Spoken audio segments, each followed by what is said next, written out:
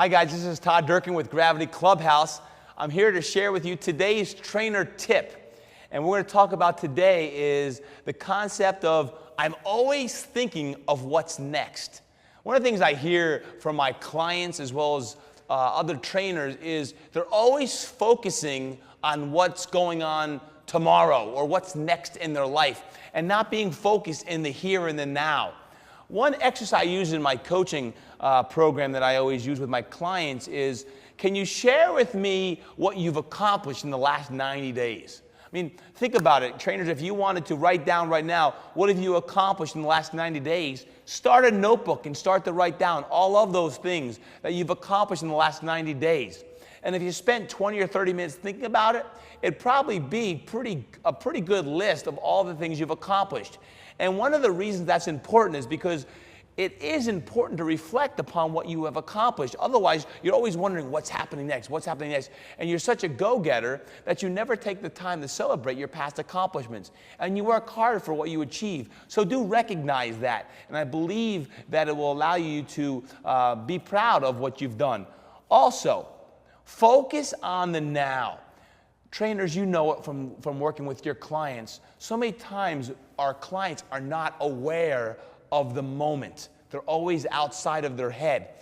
How do we focus, even us trainers, on the now, on the present, so that if you're with a client, your mind isn't somewhere else. You're not thinking about your car that has to be fixed or the situation that you have to deal with an employee or an employer, but you're really focused on your client. I believe when we take all of our energy and channel it onto our client and really stay focused and present, I believe that is when we have the best sessions and when our energy is just flowing.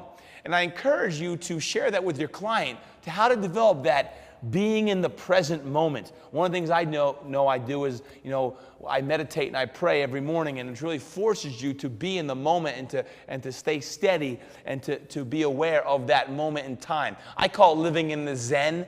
Living in the Zen means being present in the moment. And I find that is actually a skill that is developed by staying in the moment and not worrying about all of the things that are going around in our lives, because all of us have stuff. Whether it be family, whether it be relationships, whether it be work, whether it be our clients, whether it be our trainers, whatever it may be, we all have stuff.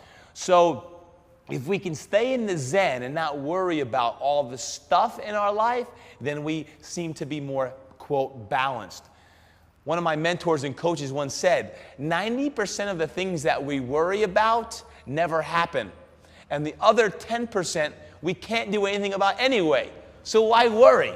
We spend so much of our time worrying about everything all the time. I'm worried about my money. I'm worried about, if I'm going to have a job next month. I'm worried about my business. Just focus. Focus on what you do best.